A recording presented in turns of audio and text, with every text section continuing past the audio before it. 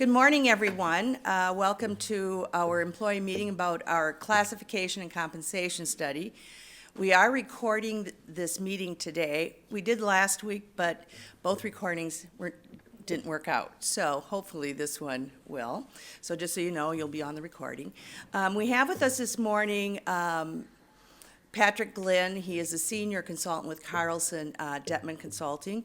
He is the one that led the project here with the city of Green Bay. And just as a follow-up to kind of what's going on, we did take this to the Personnel Committee on May 9th. They asked that we continue with all of the employee meetings to go ahead with those, and they wanted to come back to them on June 13th. Now, the original recommendation was that they consider delaying the increase, the 2% increase from October 1 to November 1, and that implement the increase and the new pay schedules at that point in time. The only reason for that was we were trying to look at some way to make it budget neutral and implement the pay plans in 2017. However, they have asked me to look at other approaches to that, so I don't want us to get too hung up on the October 1 thing. We are looking at other approaches so that we would still have the October 1 increases. Those will be taken to the committee in June, and hopefully they will act on it in June, if not at the latest, probably July. So I just wanted you to be aware of that. So with that, I'm going to turn it over to Patrick. Let him talk to you about what his process is, what their process is in terms of looking at positions, how they develop the market data, how they develop the control point, which is considered the market line, and then we'll have time for questions on how things might be affecting you or how the salary schedules work. So with that, I'm going to turn it over to Patrick. Thank you. Good morning, everybody.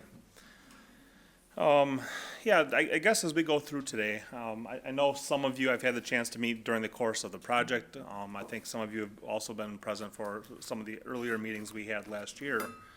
But really I want to walk you through in terms of the types of things that we look at and the things that we discuss.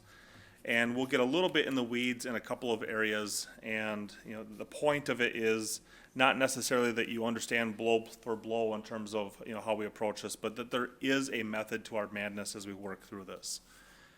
With our projects, we are, when we do a project of this nature, a wall-to-wall compensation study, we're asked to do three basic things and a whole bunch of other things in between. But those three basic things being measuring things such as the job responsibility and looking at the internal hierarchy as well as the external marketplace. And we'll talk about how we bring those two things together as we get a little bit further along. We look at some of the other aspects of the employment relationship, wage and hour status. Oftentimes we talk about employee benefits because it is part of the overall mix in terms of what's offered by the city to its employees. But our conversation is usually from a fairly high level. We don't get in, down talking about the types of plan provider or plan design, those sorts of things. And then ultimately coming back with the recommendation for pay structure or structures. Oftentimes we have conversations as it relates to titles or levels within the organization as we have a chance to look at the documentation. And then finally, helping guide any policy changes that might need to be made to help put the plan in place and help it move forward for the future. But in terms of specifically what we want to talk about today, again, is this notion of the process to date. Where have we been? Whether it's the external or internal equity, external competitiveness, the job documentation that many, if not most employees had to address as we kicked off the project. And then we came back and we met with the departments. We met with the management team, and then we also came back and we met with the departments one final time to make sure that as we were looking at things, that we were as aligned as we possibly can at this stage in the process. But also outlining for you those types of things that really kind of fall in the laps of the city council or the personnel committee in terms of the policy questions that need to be addressed in finalizing a study, in terms of what is that market of comparison, what position do you want to take in the marketplace, what type of a pay structure, and then the most important one, and sometimes the more difficult one as we've come to learn, is the implementation of a structure. And then as we close down today, making sure that we identify to you in terms of some of those next steps, whether the next steps with the council or the next steps for the employees. But a question we get asked, especially as I'm sitting in a room like this, the question I would get asked typically by a council or a board is, what are we doing here? Why are we talking about compensation and some of those challenges that are faced? And so, and again, some of these slides are taken from the report that was emailed out a couple of weeks ago to the employees, but really this whole notion of a changing workforce. That, and we'll talk about the city's data in just a couple minutes here, but you can read the statistics that approximately 10,000 baby boomers are reaching the age of 65 every single day, and the statistics as it relates to the replacement workforce coming in isn't of a sufficient number that really is going to place organizations, whether it's public or private, in a competitive challenge moving forward, trying to find the necessary talent. And which kind of then goes right along with the notion of being competitive. That you are part of a very competitive marketplace, the greater Fox Valley, the Lake Shore, that certainly places a pressure on the city as well to maintain its competitive edge. And I know there was some discussion last time in terms of when the last formal study was done, but I think by all measures, the last formal study really was completed in the 1980s, as early as 1980 or as late as the late 80s. But the point is that many things have changed in the organization since that time. And especially as we start looking at the internal alignment and we start talking about comparing positions that have never been compared before on a side-by-side basis, and having several different pay structures with several different sets of rules, really creates an internal challenge as it relates to communicating and managing those systems.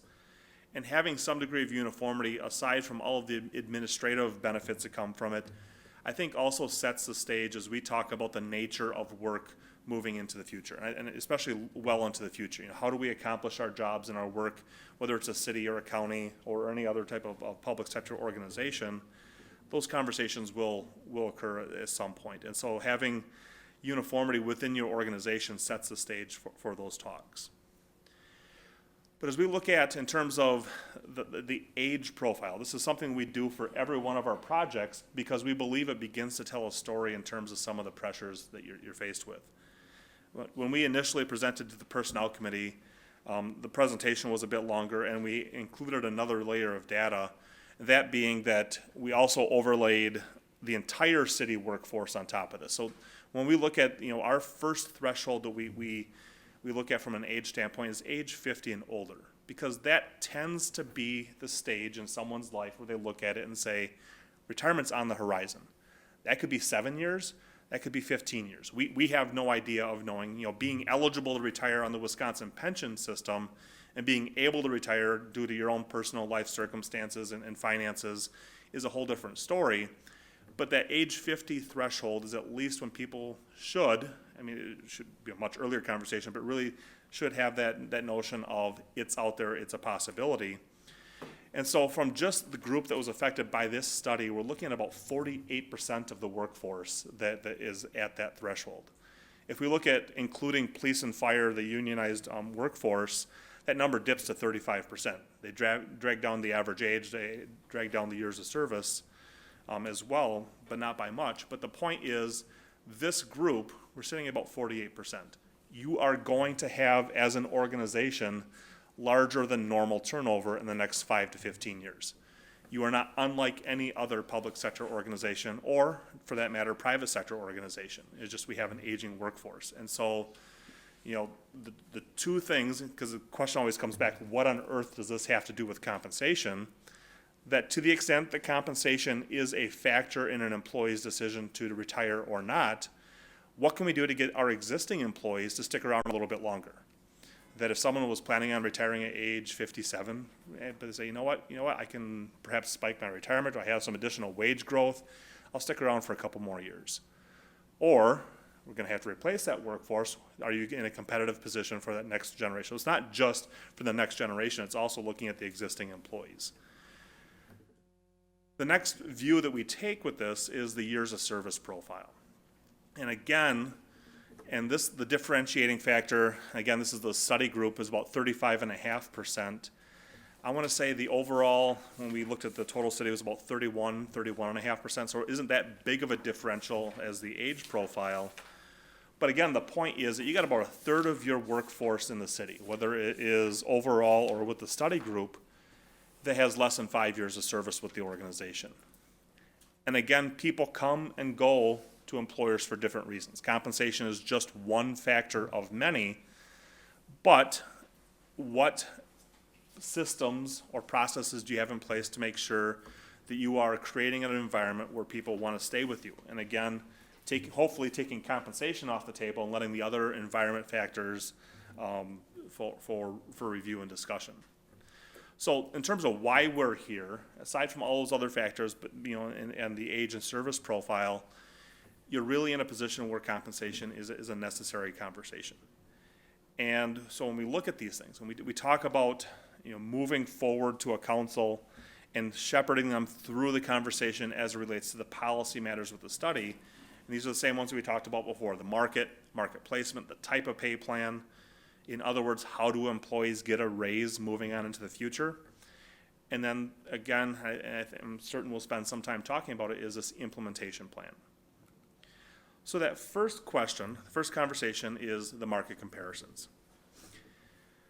And we look at two different passes of the data. We look at the public sector data that we include in this, and we also look at the private sector sources available to us. And the first one, we have a listing of cities, counties, and villages, and we put an asterisk behind it because not every position has a match in the private sector. Just as for our non-exempt jobs in the study, we tend to have a much more localized approach, making sure that we're competitive within a 30 to 45 mile radius. And for some of the supervisory professional positions, management positions, we broaden the horizon and try to get a more of a statewide feel to that data. So again, it was a position by position analysis, but these are the organizations that were utilized. The private sector data, or the other data sources, because some of these other sources also include some public sector data, but the Bureau of Labor Statistics does a really good job of measuring a number of positions. Certainly not every position in the organization, but we can use that to match from a more localized approach. Towers Watson and Comp Data are two paid survey sources that collect data, oftentimes definitely on a statewide basis, but sometimes we're able to get more localized cuts as well.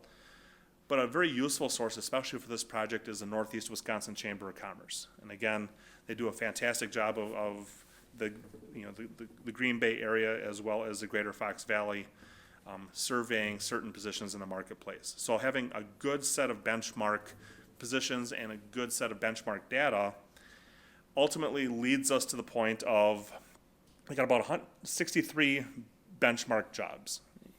When we look at this, that our threshold for having a benchmark job is we'd like to see at least 5 matches in the marketplace. And depending on the job, we might go to 4, but it's usually pretty rare. So the notion that not every organization is the same, that's why we're not able to match every single job in the city to the outside world. So we're looking at about 163 out of about 125, 150 overall jobs. But the important part for us is it covers over 50% of the employees. So we know we've got a good representation of the workforce covered in our sampling.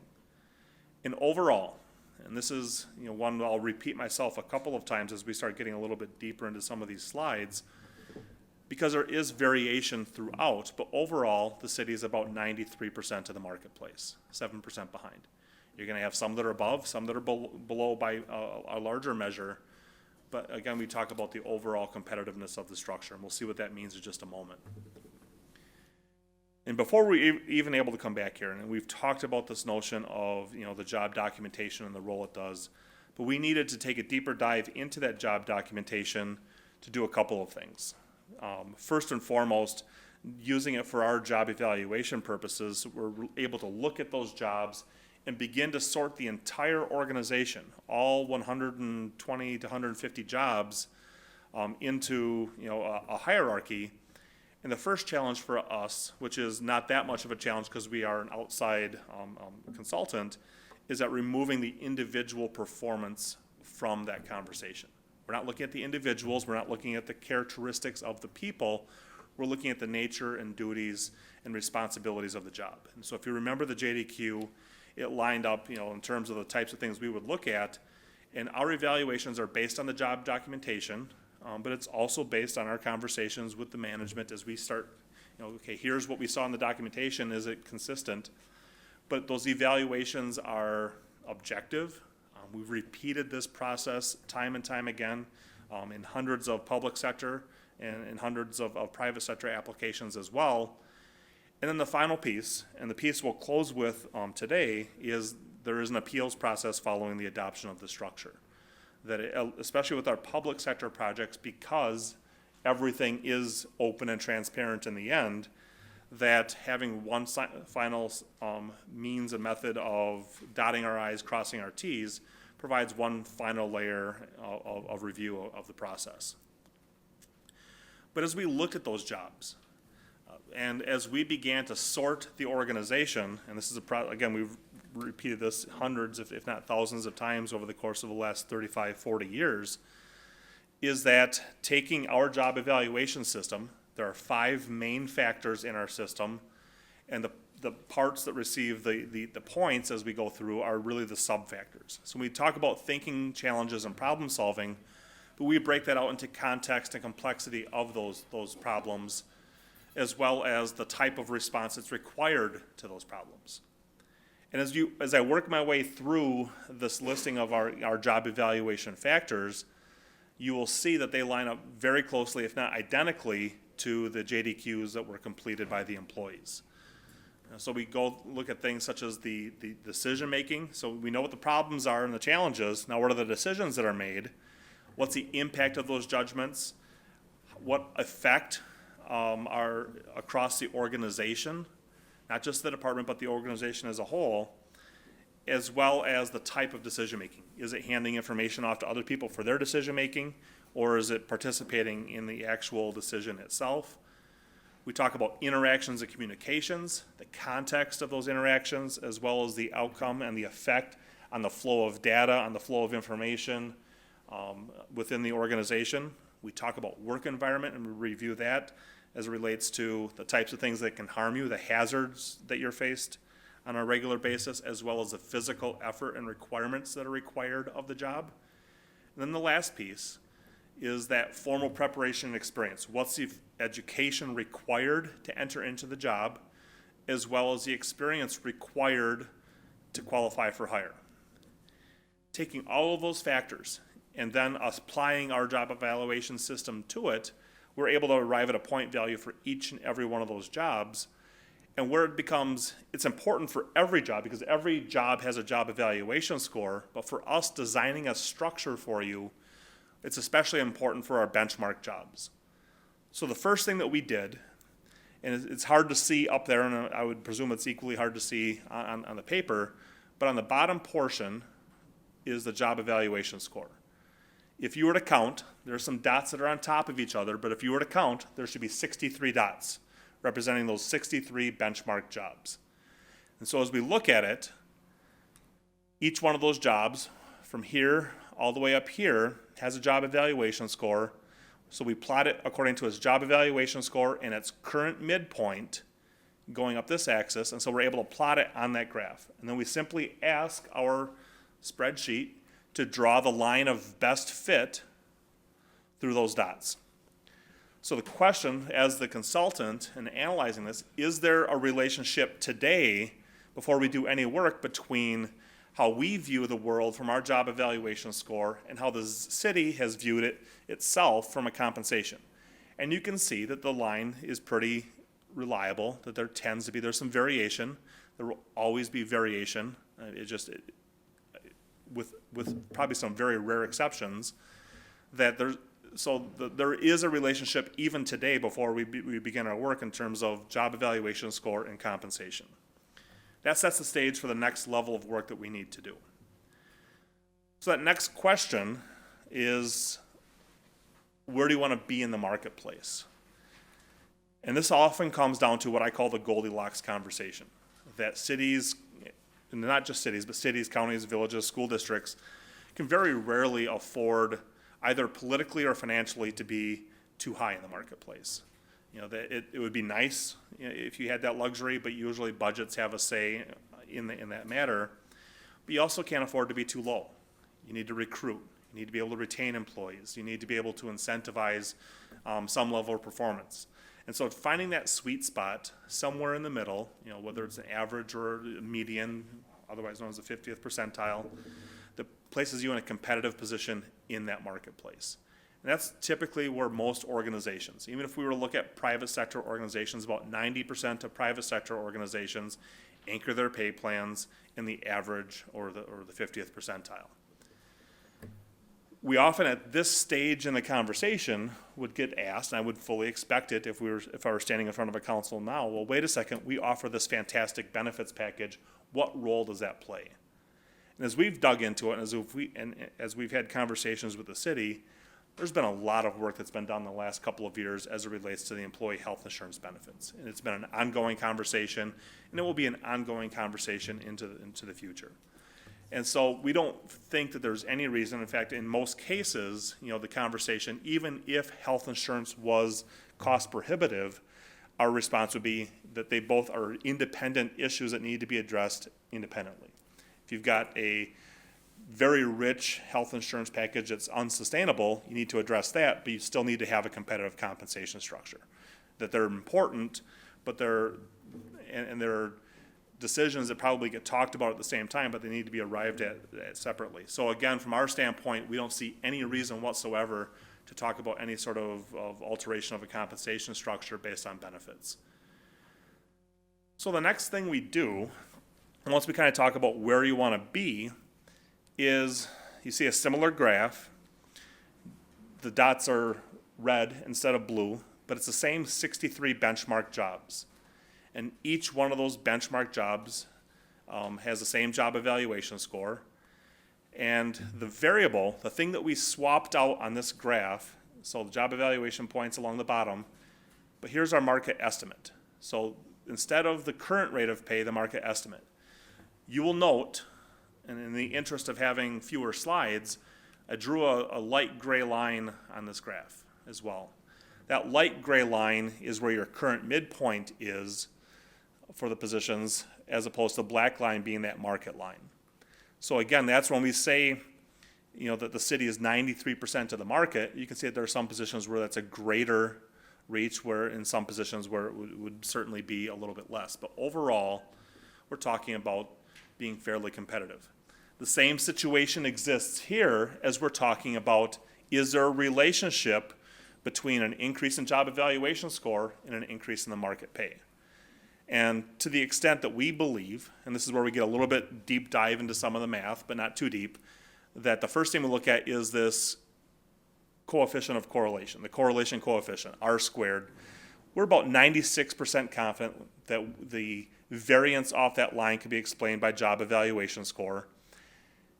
And it tells us that we, again, from our standpoint, we have a good set of benchmark jobs to help devise a structure for the city of Green Bay. And how we devise that structure, and we'll talk about it in just a moment here, is this equation.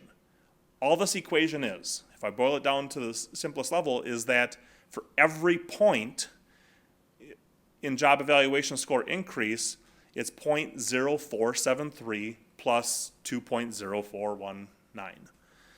We break that down into dollars or cents in just a moment here, but it's simply the slope of that line. How quickly and rapidly is that line increasing? And then we're able to then devise a structure for the city. So from that standpoint, what type of a structure, we'll talk about in just a few moments, but all of our structures that we use a control point as its main determining factor. The control point for each grade. So when you look at the grade that was sent out previously, you'll notice that there's a step called the control point. And it is the market equivalent for the jobs in that grade. That's the first basis for calculating it. It's linked to the market data. And how do we arrive at it? I use one sample. And so let's say, for example, we had a job that had a job evaluation score of 722 points. We've determined, because you could have, with 150 jobs, you could have 150 different pay rates. because you could have 150 different job evaluation scores. That would drive people nuts, not just people sitting in the room, but payroll people, HR people. So what organizations do fairly universally is that they group them into grades. So in this case, grade L is 700 to 749 points. For us to calculate the control point for grade L, we take that middle value, 724 and a half, just simply the average of those two numbers, and we plug it into the equation. So when you run it through, 0.0473 times 724 and a half plus that $2.04 and change comes up to 36.31. That's where I have to hit the pause button and say there's a little bit of a difference in the rounding feature of the graphing features of Excel and the actual formulas, because the actual control point is 36.34. I only say that because there are people, I would be one of those, that would plug the numbers in on my own calculator or phone and say, wait a second, there's a 3-cent difference. That's why. But we repeat that for every single grade in the study. And so then we're able to arrive at a control point. And so if you see here, you have it is that control point step 7, and you can see grade L right here, going all the way across, 36.34. That process is repeated. So the point of these last few slides isn't that we need to know in great detail in terms of the math behind it, but there is indeed a method to our madness. We're not pulling numbers out of thin air. It's uniform for each job. And then the type of plan, which we'll talk about in a little bit more detail in just a couple minutes here, you can then build your structure based on that type of plan. When we do our projects, there are 3 basic plans. There are any number of variations off of this, whether it's the number of steps or the width of the structure. When we talk about a step-based structure, many of our clients have chosen to go on that path of doing step-based plans. It's much more regimented, but they tend to be more compact. And the reason is that, again, it's fairly predictable, fairly guaranteed in terms of the rate of increase. And so that's why some people gravitate towards that. We have a performance-based model where you have a control point to at least help define, what that market value is, but really there are no steps. There's no placement, and it's open all the way from the minimum to the maximum, and every increase that the employee gets is based on performance. Whether it is, a structural adjustment across the board, that could also be folded into the performance element, but there is no structure. Of our 70 to 80 public sector projects over the course of the last 6 years, I can only think of 3 or 4 that have actually gone down the path of doing a pure pay for performance. There's a lot of heavy lifting that's required on the part of human resources, on the part of managers and supervisors to make sure that that works. And so that's why some organizations kind of take a step back and say, is it worth it all the way through the structure? Where I do think it's worth it is in this next plan, and that's what we call the combination or hybrid, which is simply a mix between step-based plan and a performance-based plan. So when you look at it in terms of how we're looking at it here for the city, and this is what we're recommending, is that what you are saying to an employee coming into your organization is that we've got this control point, the market estimate. We are going to get you to that control point in a reasonable, predictable fashion. We'll talk about what that means in just a little bit here. And anything beyond that market rate is based on performance. And we're not going to set the bar so high where you can't achieve it, but it's still going to be based on contribution to the organization. And it has that balance of predictability and also encouraging performance within the organization. And again, something that I think that more and more organizations are beginning to gravitate towards as we see these plans develop. So in terms of where we're headed, I'll repeat myself for a couple of these bullet points here, but we're sitting at about 93% of the market. There absolutely will be fluctuations for individual positions. Our recommendation is to anchor it at the average market. And as we talk about, the 2% increase, the data right now is 2017. The anticipation as your 2017 increase in October comes forward, that the structure that's in front of you would also be lifted by that 2%. And as we look at this, as we talked about as well, the combination of the step based on performance, clear path and performance beyond that. And then here's where, going back to the introduction that Lynn gave just a little bit ago, the initial recommendation was to delay the 2% until October 29th. We'll talk about why in just a moment here, because there was very good intention as to why. But listening to the employees and listening to the concerns, the work is in place to try to make sure that the October 1 stays in place, but still try to remain as close to budget neutral as possible. The other recommendation is to remove longevity on a go-forward basis, but to fold it into the employee's base pay as part of the implementation. Which kind of takes us to the next slide in terms of how are we going to implement this, because I think it really is a relevant factor. And we talk about what happens, on the effective date, which is still to be determined, but we use the word current, and we put the word current in quotes on purpose.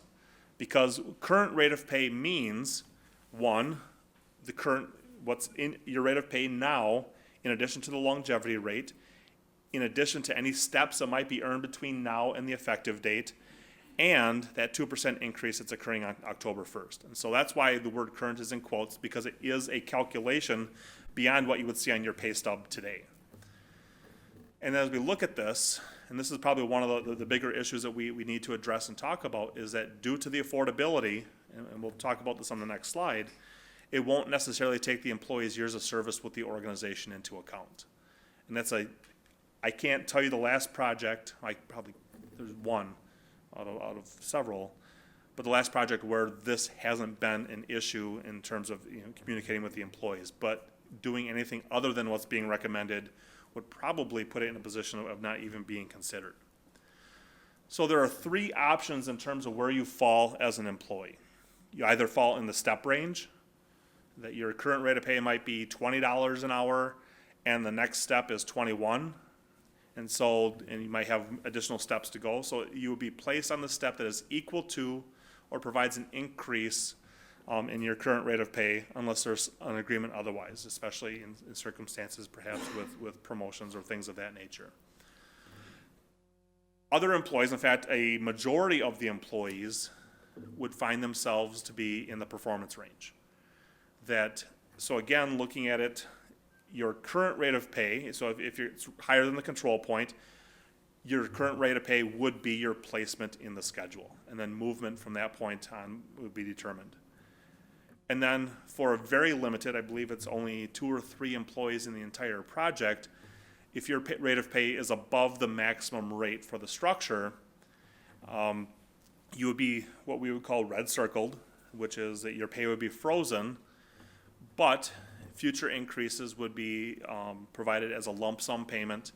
And it's our initial estimate that the red circling would actually be taken care of fairly quickly, so it's not an ongoing or lingering problem.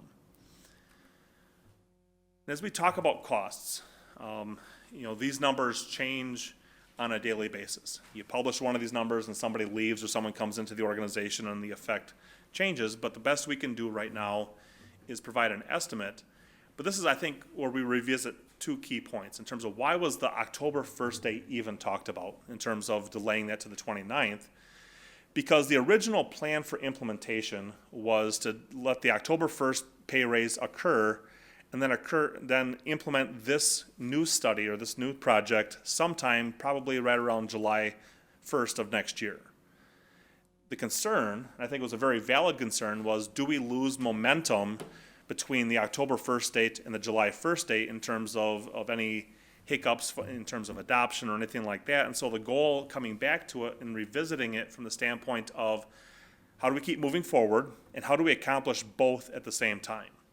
And that's where you can see here, the 40,000 versus 36,000, that essentially became budget neutral to not only do the 2% increase delayed by 4 weeks, but also do the implementation of the entire structure. And so that's where that balancing act came in, for that 4 weeks. In terms of the conversation that's occurring now is restoring that October 1st date, but perhaps that implementation date becomes December 1st or some other date other than that. But the only goal that occurred was trying to make this budget neutral. The other piece, we talk about employees' years of service. So we're talking about a budget, and I would consider an organization of this size $40,000 to being pretty darn close to being budget neutral even now. But if we were to take everyone's years of service and place them at least at the control point of the structure, we're talking about 1.3, almost $1.4 million. The challenge for us is not only navigating through in terms of what the employees' expectations are through these studies, but also what can we reasonably get adopted by a council or a committee. And coming in with a $1.3 million hit to a budget that we know is already challenged would be all but impossible. And so that's why when we talk about the years of service piece, that's why it's such a challenge.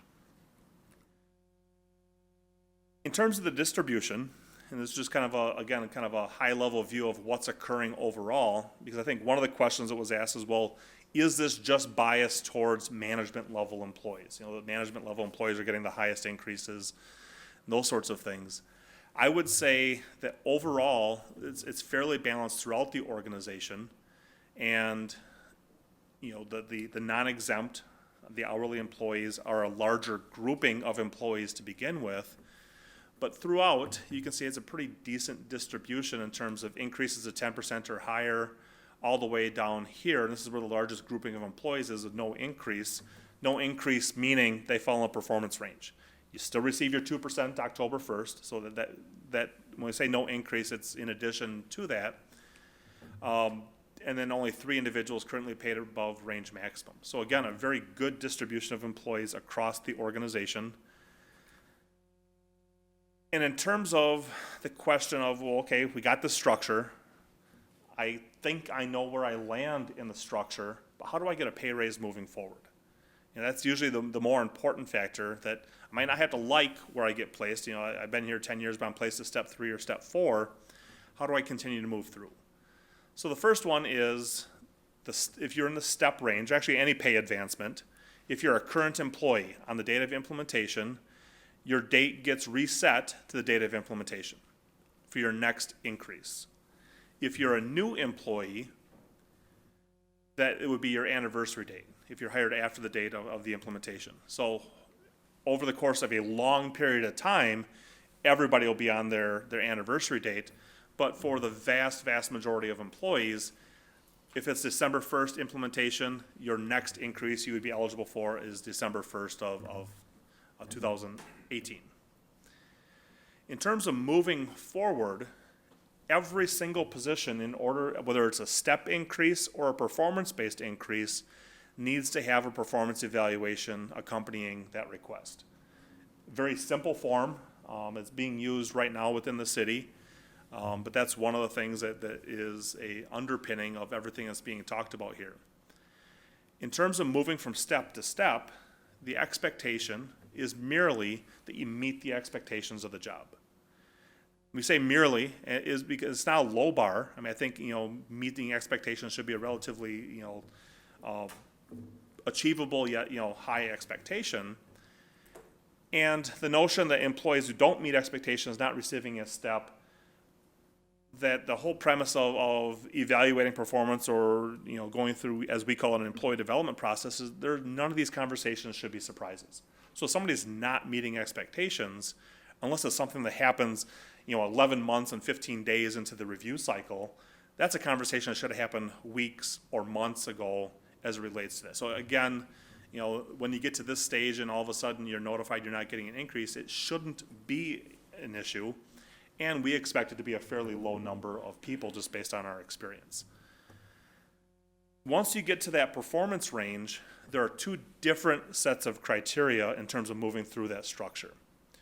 I'm going to work from the bottom up in these bullet points, that if you're an hourly employee, if you meet the expectations of your job, you would move through that range by 1%. And I'm going to skip ahead here to that last bullet point, because that would be in addition to any general increase that was applied. So if the city looks at it and says, we're going to lift the entire structure by 2%, the employee would be eligible for that in addition to their performance increase that they would get.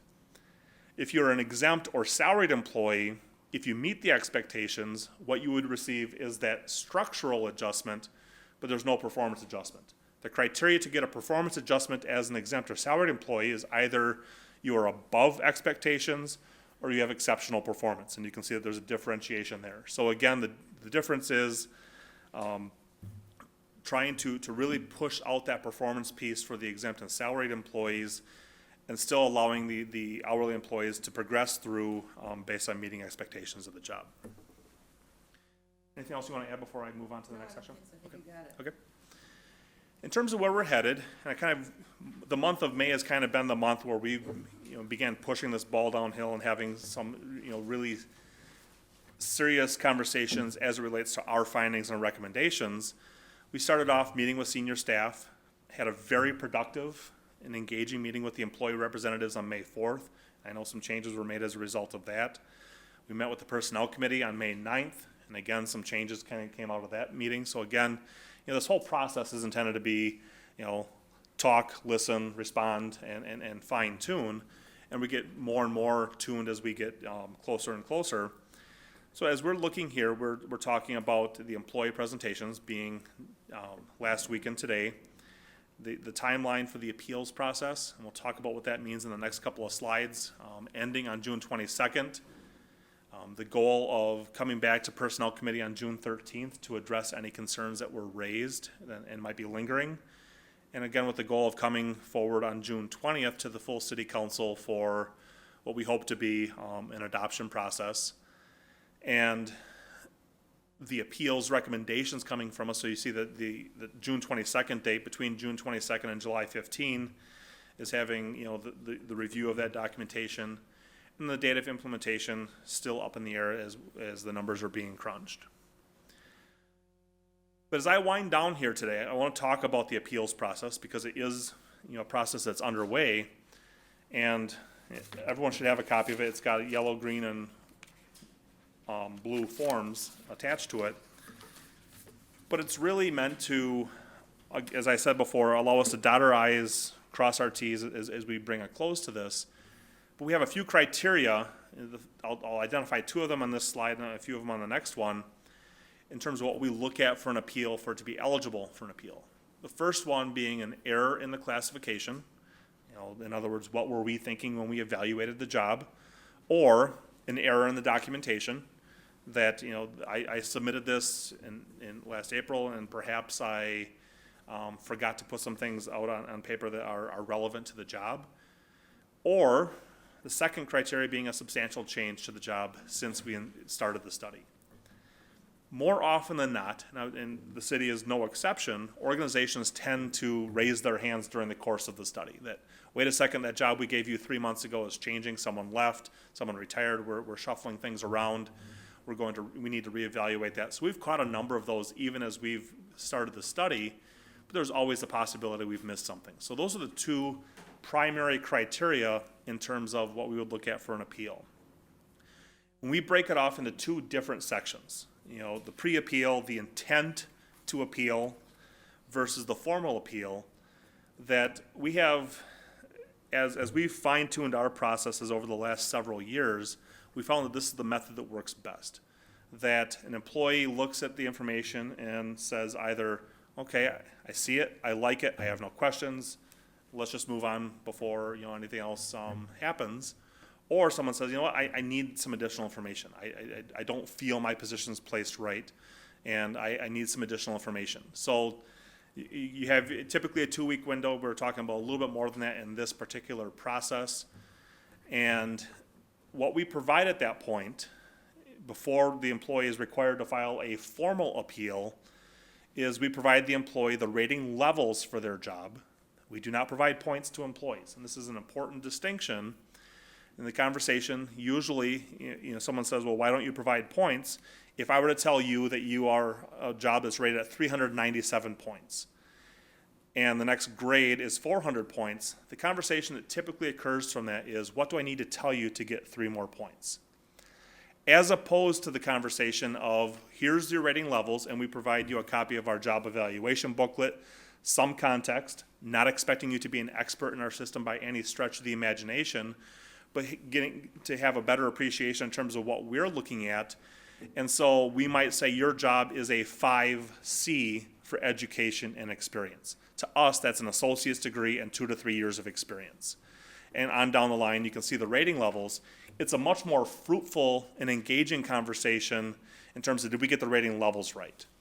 Ultimately results in points. We get that, but it's a better conversation to have as opposed to just, talking about points in and of itself.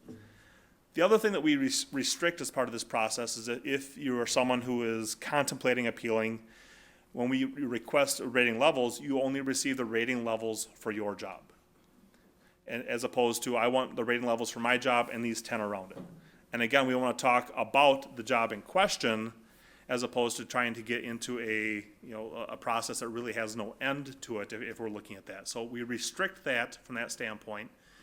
Once the employee has that information, there's another clock, so to speak, that starts ticking where the employee gets to make the choice of whether or not they truly want to follow through on that appeal. I had the question asked to me last week, what's the number of appeals that we grant? And I can't give you a number. I can tell you that it's usually some. I've seen in some cases where it might be 25, 30%. In some cases, it might be 10%. It just depends on the job. It depends on the level of engagement of the employer, the quality of documentation we initially received. So there's a lot of variables.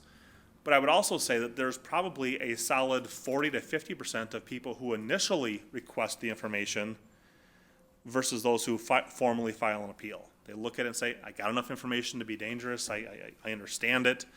I might not love it, but I can see where they went with this. And so again, that formal appeal process, we review it. We go back to we meet with the management personnel to make sure, again, that we're looking at the correct things with the appeal process, and ultimately come back with a recommendation for the city to act on. We don't make the final decision as it relates, in many cases, we're the advisor. And, the one thing I think someone else asked in terms of,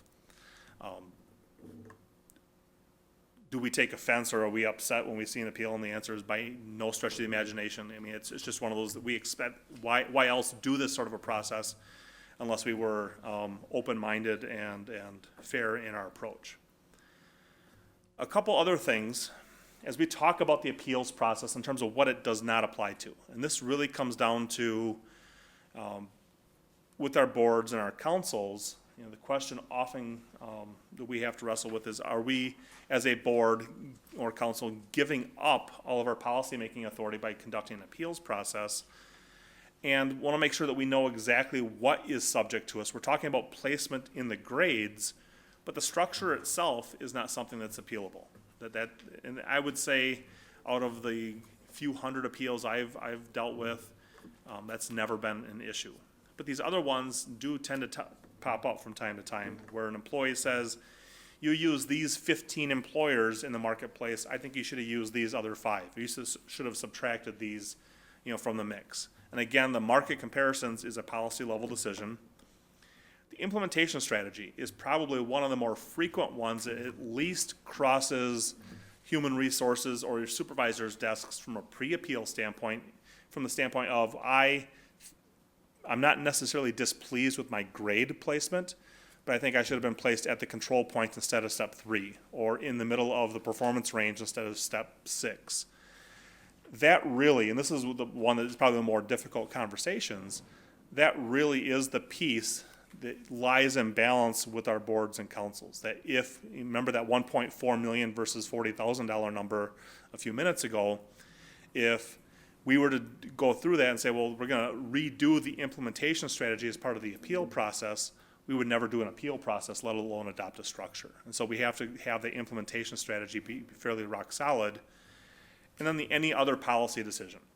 In this case, the other types of policy decisions, red circled employees is almost, I don't say it's a non-issue, but almost a non-issue in terms of the number and how quickly we believe that red circle will be removed. But again, that's a policy decision.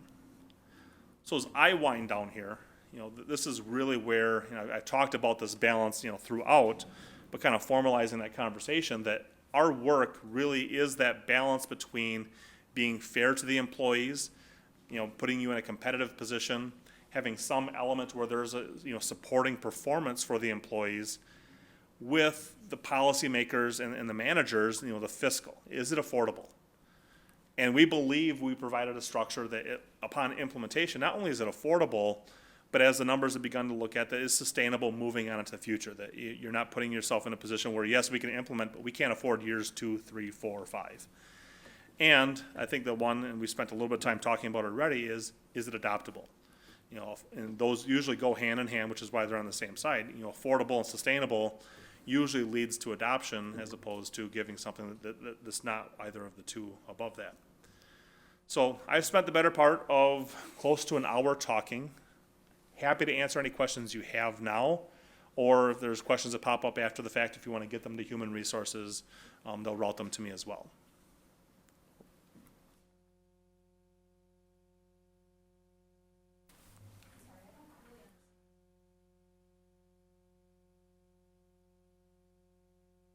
Sure, the question is, I don't understand the benchmark job issue. If you just bear with me, I have a whole host of slides that are hidden in the interest of time, but I think I have one that will help that conversation. So when we look at this and we talk about benchmark jobs, that one, we want to make sure that we are measuring organizations that are either like you, who have you compared to in the past, who are close to you. And so when we talk about benchmarks, there's benchmark jobs and benchmark employers, or comparable employers. For us, for a benchmark job, it has to have a likely match in the marketplace. It's incredibly rare. In fact, I probably almost as rare as seeing a unicorn in the wild, of having every single job in an organization being a benchmark job. You're just going to have some jobs that they're either a combination of duties, or that because you're of a size or the services you offer, you can't go from one organization to the next and find those jobs, especially in a sufficient number. Remember, we like to see at least 5 other public sector matches. Depending on the type of job, we'll go down to 4, but any less than that, we won't use it as a match, only because it's not reliable from a data standpoint. And we've had a few of those. And so we want to likely matches the market, stable in job content. We know as we go from organization to organization, there's not an identical job usually, sometimes, but if they're relatively close, when I get a survey from an outside organization, which I always chuckle when I see this, that they'll say, is this job within 20% above and below? Well, there's no quantification of that, but what they're just saying is it reasonably close to the job you're trying to match? And is it representative of the various pay and levels of pay you have in the organization? So we might, in this case, you might have an engineer 1, 2, 3, 4. Are we matching to the right positions and making sure we're matching those right levels? And so when we're looking for benchmark jobs, we want to have good matching. So that's why we arrive at 63 out of the 100 and some, as opposed to every single one. And then we want to have at least 10 employers. So when we talk about comparable employers or benchmark employers, at least 10, but usually more, to make sure that we do get that 5 matches when we're making public sector matches, but also to make sure that we don't have one single organization skewing the data up, or in many cases down. We want to make sure that we have a good representation of the marketplace to help our data. Did I answer your question? Okay, thanks. Anything else? This sort of relates to that. I guess I'm wondering why it was chosen to only use Wisconsin cities, or the Midwest as a whole, because we're the 3rd largest city in the state, and we're getting compared. I'm not sure how the salaries compare there. It was probably, in fact, I know that for most of, when we talk about the villages, Alloway, Ashwaubenon, I'm just looking at my slides here, Bellevue, Hobart, so on and so forth, those are typically for, I would say, for some of the non-exempt jobs where there tends to be that closer net. But if I were to look at some of the management supervisory positions, those typically we weren't matching to those organizations. That's where we spread throughout the state. The question that we get, and we had a similar question last week, is for 2 different descriptions. You have to walk before you can run, or how do you eat an elephant? One bite at a time. That the notion of getting competitive with a local or a regional, meaning statewide marketplace, I think is the first task. When we work with organizations for compensation, in fact, many of the projects we've done, we are currently in process with probably 10 or more of doing a market update. Every 3 to 5 years, we don't go through the whole, wall-to-wall job documentation, but we'll look at those benchmark jobs and are you competitive? And what's the strategy for dealing with it? And many organizations, and I believe Green Bay probably is similar, that let's get ourselves in a competitive compensation structure today, which is a leap forward. And from a financial standpoint is also a leap forward. There are costs associated with, being able to shoulder the load of some of the additional wage growth that employees are eligible for. And if, in the next 2 to 3 to 5 years, depending on, what the cycle is, you have issues, one, you don't have to wait 2 or 3 or 5 years to deal with those. We work with clients all the time on that. Or you can choose at that point to broaden your horizons in terms of the overall marketplace. So the goal is let's get competitive locally on a statewide basis, and let's make that assessment, down the road if we do a market update of the structure. So Do the salary comparisons, because you're saying that more beneficial for the hourly employees. I'm a salaried non-management employee, so it almost hurts me to be comparing to smaller municipalities versus I would. good generally. That's What position are you in? I'm a city planner. No, you weren't compared to the So smaller. you say that for those particular, the smaller villages, you don't take our jobs and compare them, so we're only getting compared to the larger? It's a position by position analysis. That's the easiest approach to it. But if, for example, if I'm looking at the data, what you pay us to do, or what the city pays us to do, if I'm looking at the data and I have a job, I'll just use planner. You offered up some, so you get for talking, right? No, I'm giving you a hard time. Is if I look at it and it's a $35 an hour job and I see a match out there that is $12 an hour, that's kicked out. More often than not, it's kicked out. We're not gonna now if it's reasonable, we'll certainly consider leaving it in because it's a valid point. But oftentimes when we get to some of these smaller organizations, you're either dealing on a smaller scale or different skill set, different set of expectations. So we take that into account as we look at, and we look at that on a position by position basis. So again, if it's a very bad data point, whether it's a salaried or an hourly position, if it appears it's wrong and just completely skewed, we certainly engage in that conversation to make sure that we have the best set of data possible in making these decisions.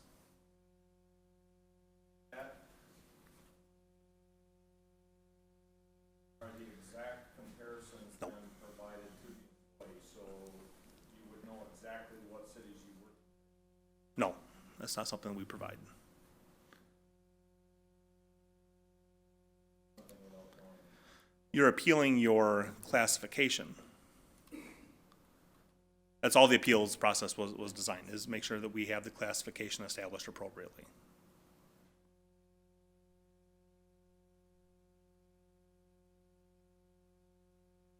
I think we were asked that question a year ago, and that was I guarantee you it was the exact same response we provided back then as we provide today.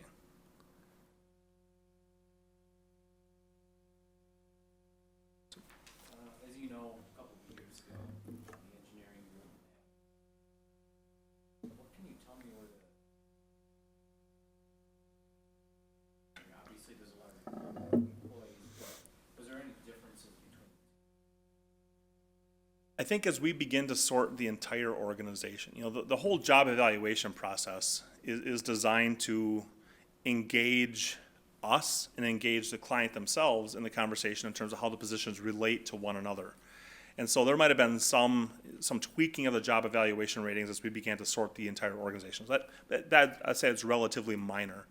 But the biggest piece, and you touched on it precisely, is that you are making soup with a larger pool of ingredients. Instead of looking just at engineering positions, you're looking, from top to bottom throughout the entire organization. And so when you look at drawing a market line when you're using only engineering data, you're going to have a different market line when you're looking at everyone. I mean, and even if we were to look at it, we did that study 2014, 15, that that data is going to be different today. So I mean, that line still would be tilt, but probably the biggest variable of all of it is looking at all of the positions as a whole. And I think we were fortunate where the position, the ranges themselves, again, there's variations on where that control point, but it's relatively close. The other biggest distinction in terms of where we are advocating and requesting of the council in comparison to the end result with the engineering study is that we recommend at that point, a control point, and then movement beyond that control point. And the committee and the council ultimately truncated and only allowed movement to that control point. And so, again, the bigger variable is, and hopefully and ideally, moving forward with the notion of to be competitive in the marketplace, to have that control point, but also allow movement. And that's also why talking about performance as an element, I think, is going to be a much better argument that holds the day than just automatic step progression, beyond that. So I don't know if I answered your question, but those are probably the two biggest, is beyond control point and a bigger set of I just data. know there was differences, and like you said, over time, yes.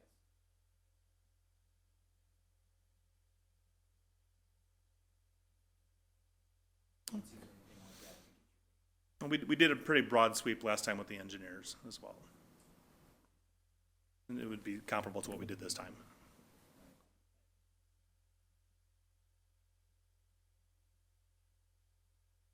From the control point. Yeah. Yeah. And it's something that I would say with engineers, I could probably rattle off probably about 6 or 7 jobs, whether it's a city or a county, where it's probably, as a whole, you probably talk every 3 to 5 years. Every couple years, you want to at least keep your pulse on how certain positions in the organization are from a competitive standpoint. And engineers are no exception. I do a project and a year later if I were a private sector organization, that's exactly what happens. Especially in a larger corporation, that they have more often than not compensation staff where they're looking every 6 months, at competitive market rates to make sure. And so, again, that's why we want to make sure that we end this process with movement beyond that control point, because that allows some competitiveness deeper into that range. So when you have that time delay in terms of reviewing all the benchmarks, it allows you to still be competitive while you're making those decisions. Yeah, there is variance, I get that. In the back of the room.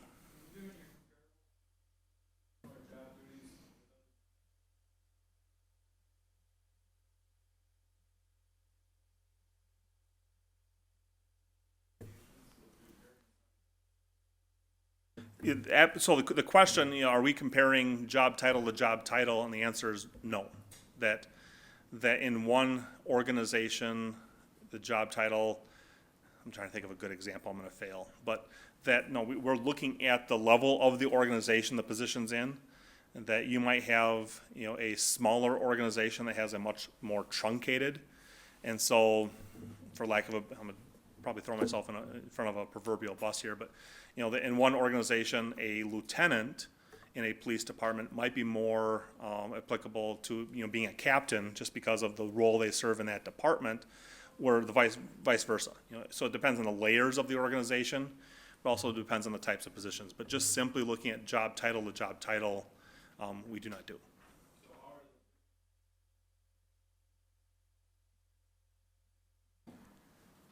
We look at for the grading purpose, we look at your individual job content that was provided by the employees. That's the best fact, in terms of looking at the internal piece, is based solely on the internal documentation.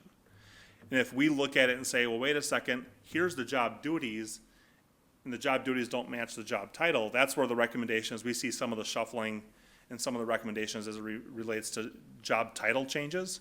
That's oftentimes, some of the reasons for that, is that as you begin to move positions that, job title was created 25 years ago, now let's talk about what it is today.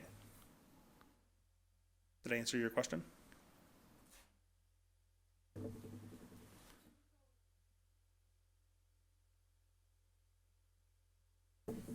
Yeah, base. And then if you're 16 plus.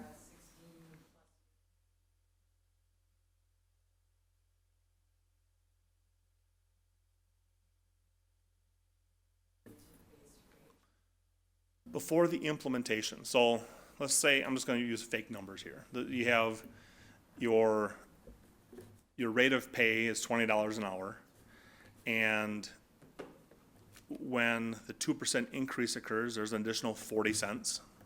and then that 19 cents, so it becomes 259 or 2059. Then you figure out the placement in the schedule based on that rate of pay. If they're at the longevity rate at Right. that time, right. If they're at the longevity rate. Correct, correct. But don't you think that's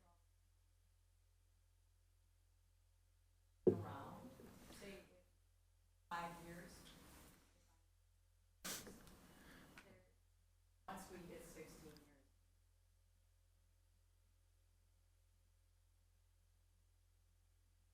Got it? That's an important piece. Sure, but that is, in a way, that's what we're looking at, the performance range to provide. And actually, the salaries, I'm just running those comparisons, I wish I'd had them done by now, but there's been lots going on, that will actually increase at a higher rate than your longevity would have. So I think that if, right now, what we're recommending or proposing is a 15% performance range, so, and the movement today that we're recommending for hourly employees would be 1% if they meet expectations. That could change in the future, but if you look at that, that really is providing that opportunity for future salary growth. So it will more than compensate for the flat dollar longevity in the long run. But to move people onto it, if they're at that level and that's what they're paid, that's what we will use.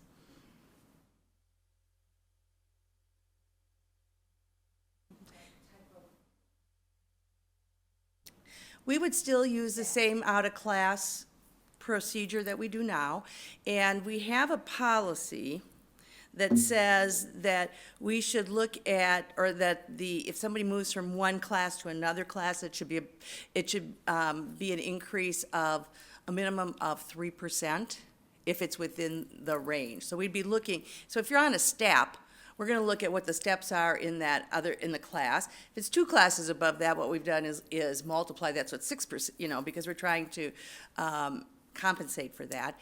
But then we would put that person on whatever the step is, it gives them 3%.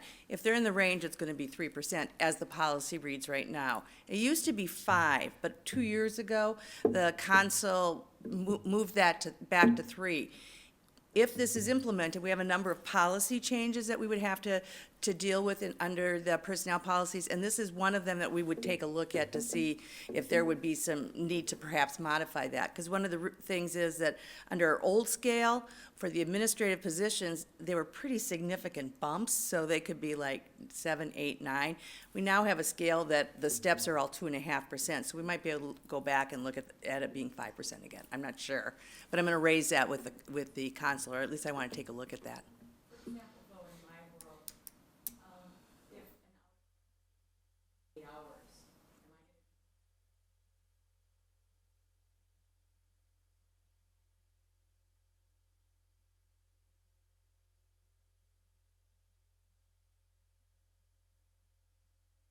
That's all gone, there's no more truck, Right. no more router.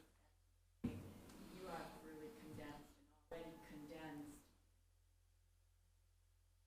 pay scale. They're still gonna, okay, so for that kind of pay, that's a little different than what I consider out of class. Out of class is like somebody's gone and you're replacing them. So when they do special equipment, we actually had a discussion with Steve Grenier about this, and we are gonna look at, some of those things will continue. So I can't remember exactly what we said was going to happen with those, but that may continue, so there just may be a flat rate for those. So in parks, for example, I can remember this one, they pay their lead workers based on a flat dollar. Whether or not that's gonna stay at that same number, I don't know, we're looking at that, but they may maintain some of that. So there will be some of those things that will still exist. We'll still have a night shift differential for the mechanics, for example. So. And then on that, for instance, parking gets 30 cents an hour. Mechanics get 17. Or shift differential. Simplification. You don't have We'll to look at answer that, yeah. I mean, we look at those things. Sometimes it's hard to achieve that because we have a couple of other pays where we have variations and it's difficult, so, but we will take a look at that. At least that's all within your department, so we will take a look at that. Mhm. But that's kind of separate from this. The performance range,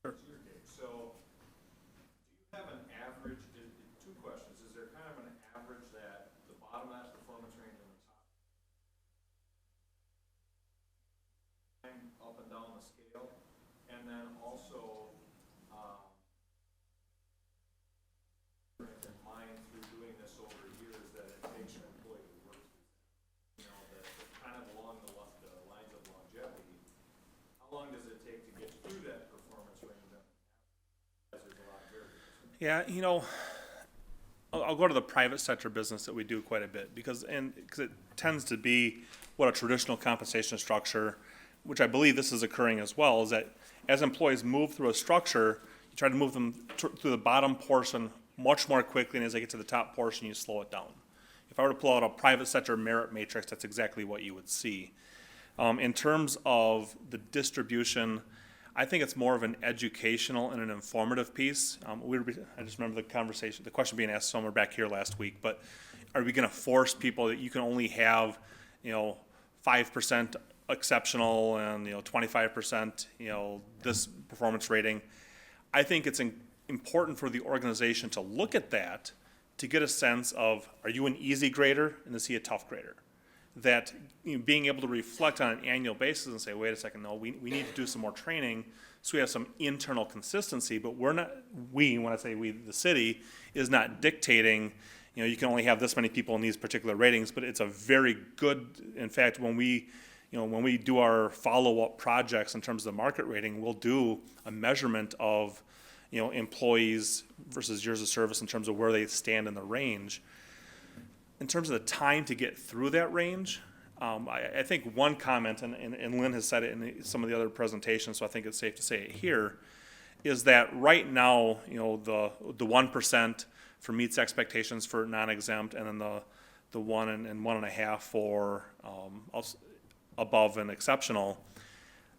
I think that organizations including Green Bay, will have to at some point revisit that. Do we want to be a little bit more aggressive in meeting or moving people through that performance range? Because right now, it's a better part of a 10 to 15 year movement to go from control point to that top. I think, again, it comes down to the question I was asked earlier in terms of baby steps.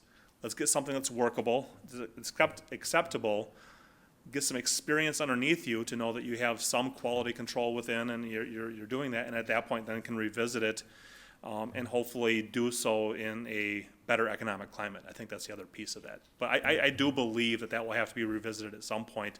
I think it's very reasonable in terms of the approach and in terms of trying to navigate this through adoption. Is that a standard recommendation, though, that as you're doing this for Carlson Dettman, that approximately 10 to 15 years to work through? Or I think because the performance ranges tend to be in the 15 to 20% above control point, I think 10 years is not unacceptable for employees moving through that range. I think one of the bigger challenges, and we find this with employers, and that is getting down to this notion of being fair in terms of the evaluation of the employees, as opposed to, well, wait a second, I have a supervisor here, and they're a good supervisor, but they only meets expectations, but they're not going to get an increase, so therefore I have to rate them above so I can guarantee that they get an increase. And it's that balancing act between providing positive messaging, and I shouldn't say no increase, because if there's a structural, they would achieve that. So there's a lot of internal training. In fact, when we talk about, some of the qualifications for putting in a pay for performance plan, one of the things that we talk about frequently is training, retraining, and when you're done training, you train again. And in terms of across departments, within your own department. So it's a long-winded answer to your question because there are so many pieces to that puzzle. But I think 10 years is entirely reasonable. 15, depending on I think coming out of the blocks, I think 15 years is reasonable. But I do believe you're going to be sitting back here in 3 to 5 years talking about, is there an alternative approach? But at that point, you will have 2 or 3 years of experience underneath your belt, data that you can look at in terms of your internal consistency and make a much more informed decision as opposed to flying blind right now. So that's not a hardcore answer, but that's the best I can give you right now. And then on the exempt. Mm-hmm. They can get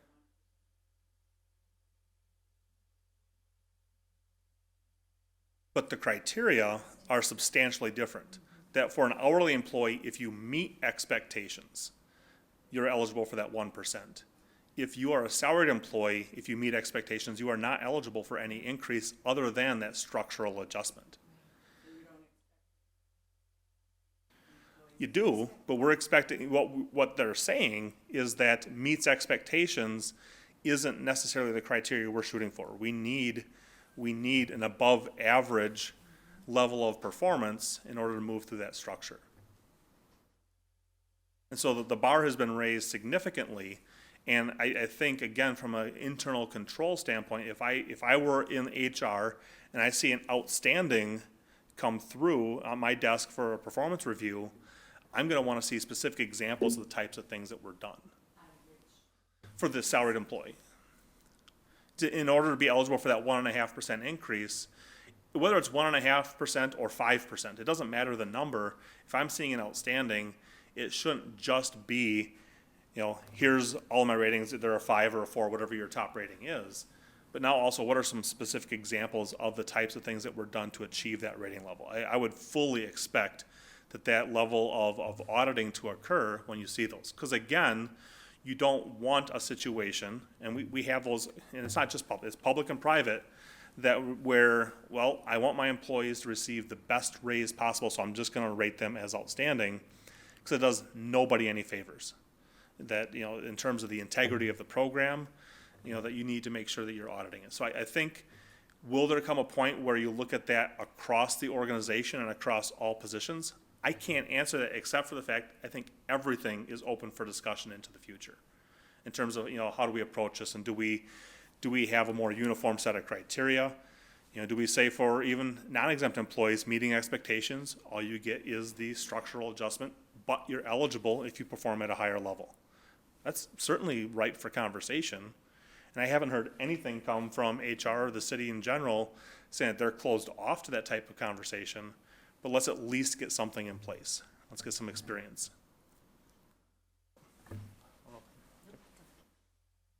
Yes, ma'am.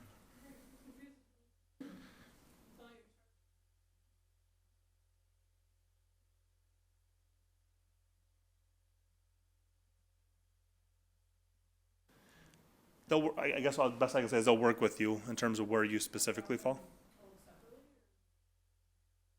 In terms of Question, where do you land and how will they be informed of where they are placed? why don't you see me afterwards and I can show you? Yeah. Yes, sir.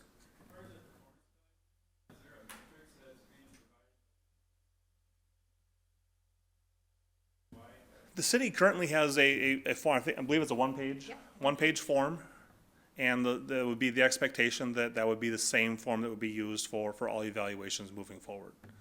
So it's reasonable, it's relatively easy to complete and follow through on.